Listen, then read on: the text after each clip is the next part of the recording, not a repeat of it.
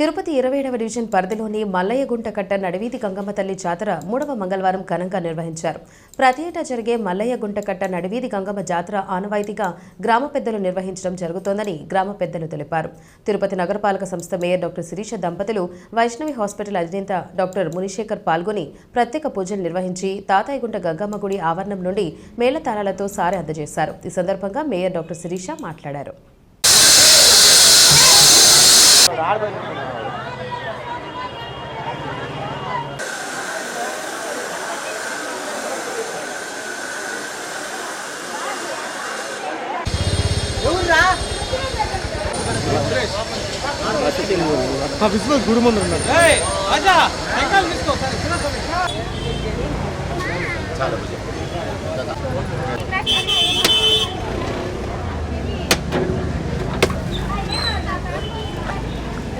ముందు ఇంతకు రెండింతలు మూడింతలు జరగాల.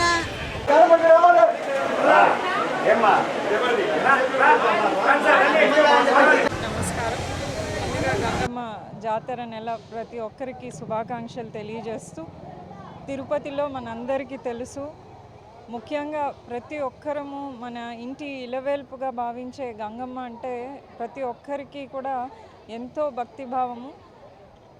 ఇక్కడ ముఖ్యంగా మార్కెట్ దగ్గర ఉన్నటువంటి మల్లయ్యగుంట కట్ట కానీ, తాతానగర్ కానీ, పెద్ద కాపు వీధి కానీ, పెద్ద కాపు లేఅవుట్ కానీ, అట్లాగే నెహ్రూ నగర్, జబ్బార్ లేఅవుట్, ఈ చుట్టుపక్కల ఉండే వాళ్ళకు ఎన్నో వందల సంవత్సరాల నుంచి గంగమ్మ అంటే ప్రతి ఒక్కరికి ఒక అవినాభావ సంబంధము. ప్రతి మేలో గంగమ్మ జాతర జరుపుకోవడం మనందరికీ తెలుసు, ఆనవాయితీ. జాతర ఒక నెల ముందు నుంచే మనకు గంగమ్మ వారాలు స్టార్ట్ అవుతాయి. అట్లాగే జాతర నెల స్టార్ట్ అయినాక 3వ మంగళవారం నాడు ఇక్కడ నడివీధి గంగమ్మకు ముక్కులు తీర్చుకోవడం, అంటే అంబలు పోసి ముక్కులు తీర్చుకోవడం ఆనవాయితీ. సో ఇవాళ జాతర నెల స్టార్ట్ అయ్యి 3వ మంగళవారం, అలాగే చాటింపుకి ఒక వారం ముందు ఇప్పుడు నడివీధి గంగమ్మని ఏర్పాటు చేసుకొని ఇక్కడ చుట్టుపక్కల ఉండే మహిళలందరూ కూడా అంబళ్ళు పోసి ఇవాళ గంగమ్మకు తమ మొక్కుకుంటూ, ఆల్రెడీ మొక్కిన మొక్కుల్ని తీర్చుకుంటూ మమ్మల్ని ఎప్పుడూ చల్లగా చూడాలని ఆ గంగమ్మని అందరం కలిసి ప్రార్థించాము.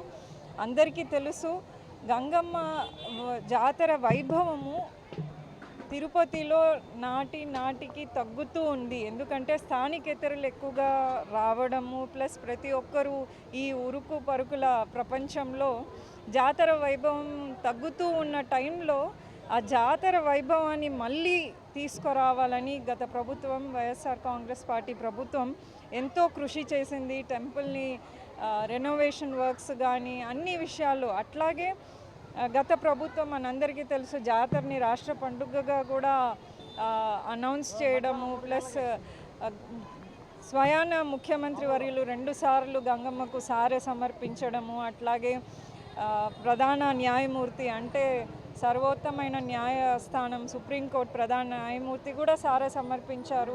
సో ఇవన్నీ ఎందుకంటే మన సాంప్రదాయాల్ని, మన గంగమ్మ జాతరని మనం ఉన్నన్నాళ్ళు మన తరతరాలు ఇలాగే దీన్ని జరుపుకుంటూ ఆ గంగమ్మ యొక్క కృపా కటాక్షాలకు ప్రతి ఒక్క కుటుంబం కూడా ఆ కృపా కటాక్షాలు పొంది ఆనందాలతో ఉండాలనేదే ప్రతి ఒక్కరి ఉద్దేశం.